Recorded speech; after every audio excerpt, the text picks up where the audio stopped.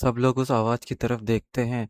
उधर से एक आदमी कुर्ता और धोती पहने हुए, माथे पर तिलक, चेहरे पर एक कड़क लेकिन शांत स्वभाव का साथ अंदर आते हैं। और ये और कोई नहीं, राधे श्याम जी होते हैं। हाथ में बैग लिए हुए अंदर आते हैं और विनायक को बैग दिखाकर कहते हैं, इसे अंदर रख दो। विनायक जल्दी से बैग लेकर अंदर रखने चला जाता है। राधे श्याम जी ध्रुवांशी से आवाज में पूछते हैं, कहाँ जाने की बात हो रही है? ध्रुवांशी बेचारी से चेहरे बनाकर मीनाक्षी जी के तरफ देखती है। मीनाक्षी जी उसे चाय देते हुए कहते हैं, जाओ अपने पापा को चाय दे आओ।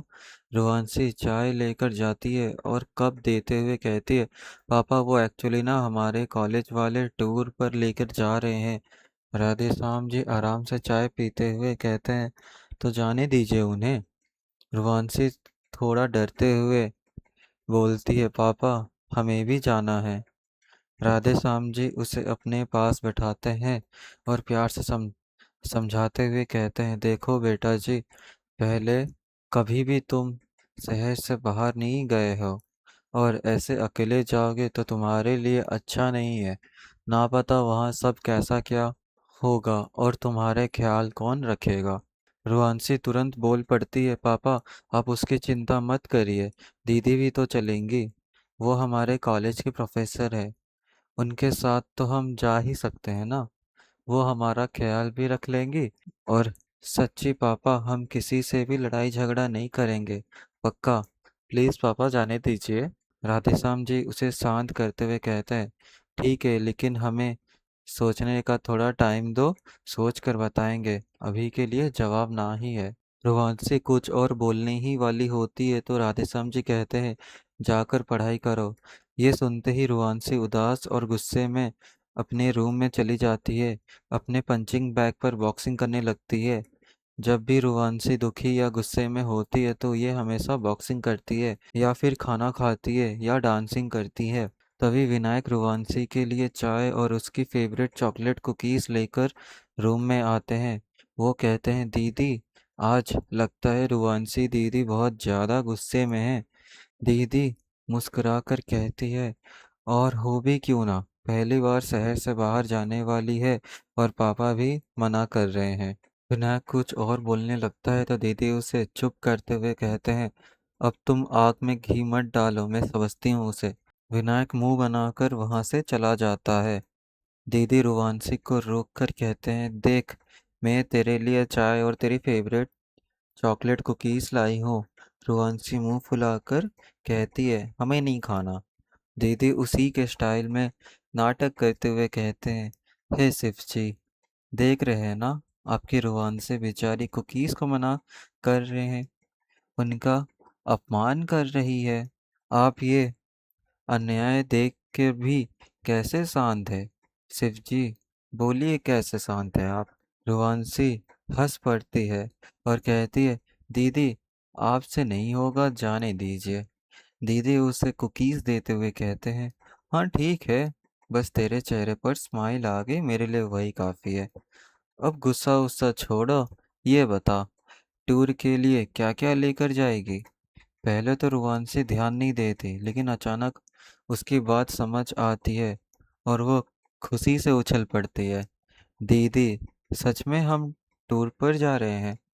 दीदी थोड़ा नखरे दिखाते हुए फिर कहती है, हाँ हम टूर पर जा रहे हैं। रुवांशी फिर से उदास होकर बोलती है, पर पापा ने तो मना कर दिया, फिर कैसे जाएंगे हम? दीदी उसे साइड से हक करते हुए कहते हैं, तू टेंशन मत ले, मैं पापा से बात करती हूँ। और तेरी माता श्री है ना, पापा को मनाने के लिए। रुवांशी कुकीज खाते हुए खुशी से बोलती है, अरे हाँ दीदी, मैं तो भूल ही गई थी कि माताश्री तो है ही।